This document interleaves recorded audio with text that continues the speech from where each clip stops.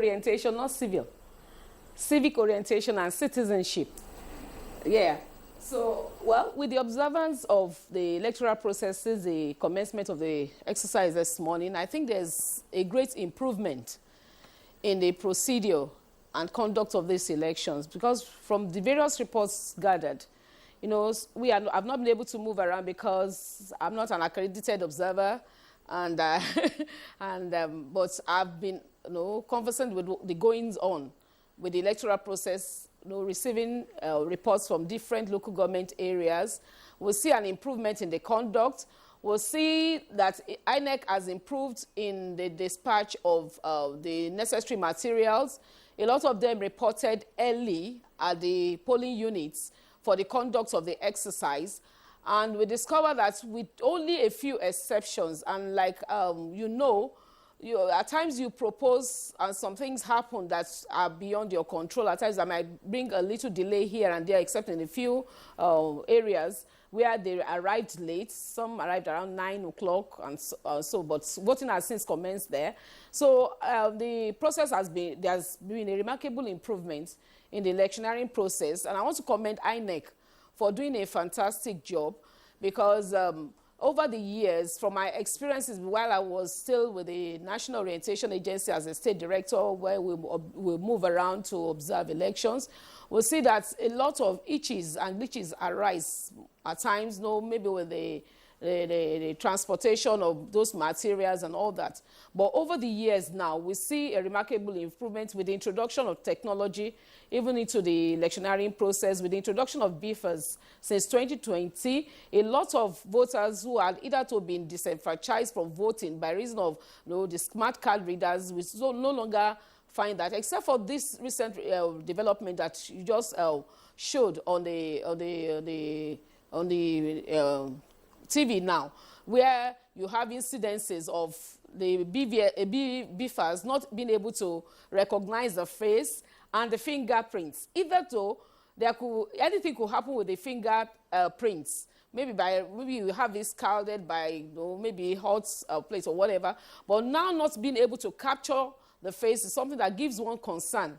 Though there could be an explanation for that too, because you see, I had a very funny experience with a friend just a few months ago. She, a telephone system, is usually opened with a face recognition. And she was going out on an event, and she did this makeup thing. And she was so made up that she looked so different from her normal self. So by the time she wanted to do a transaction with her phone, lo and behold, the phone would no longer recognize her face because it was already changed from peradventure maybe the original picture of who she was to now a new one. Maybe something similar might have happened with some of these voters that I experienced. I'm not saying that is the case with them, but I'm saying there might be some instances like that. But anything that is machine can always have some issues that you don't know, you cannot predict or you don't envisage. So these are just slight incidences that we can. Wumi, thank you. Let me put you on hold and quickly take the update from my colleague who is in one of the riverine areas, that we've been talking about, Paul Omukago. Paul, please, can you come up? Yes, okay, Paul. Right now, I am at Akinji, one of the communities in this Obela area. After casting its ballot, on our way back to the land areas, on the waterways, the governor has been stopping over the communities, different fishing communities on this axis to interface with the people who are actually telling him some of the challenges they are having along this stretch. There are certain peculiarities about transportation on the waterways, and it is for that reason that it is stopping to address those issues. Yes, sorry about that.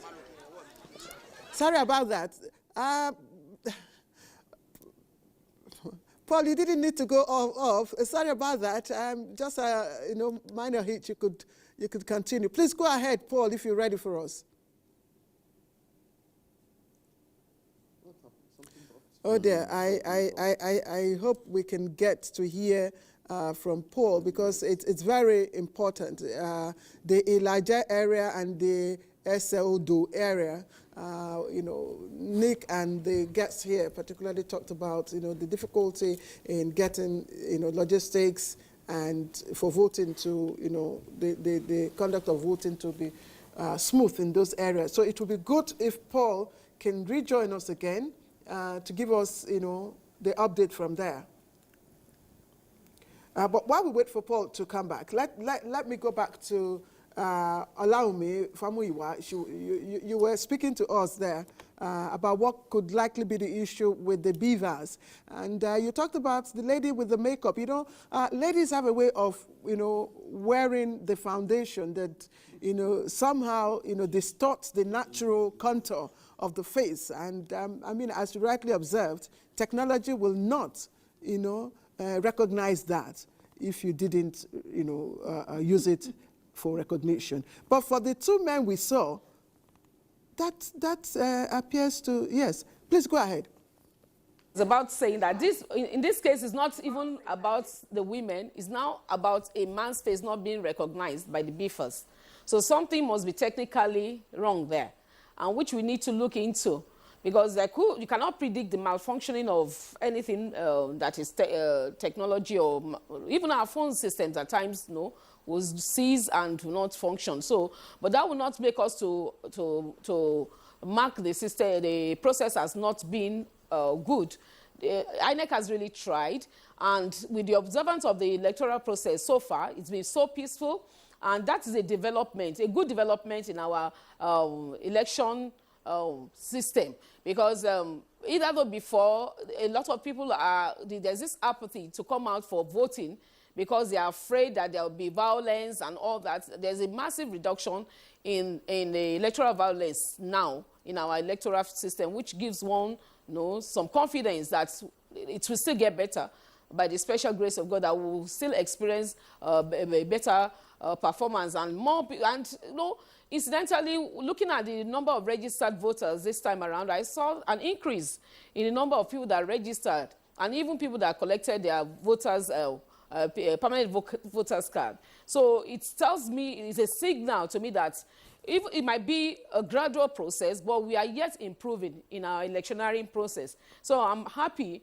with the development, and I hope by the time this election is concluded, we'll have had a greater percentage of those who collected their PVCs voting in this exercise, which is a good development and a welcome one that is pleasing to us in Ondo State. I want to thank you. Wumi, thank you. We'll come back to our correct studio. Tayo Osho, of course, is out there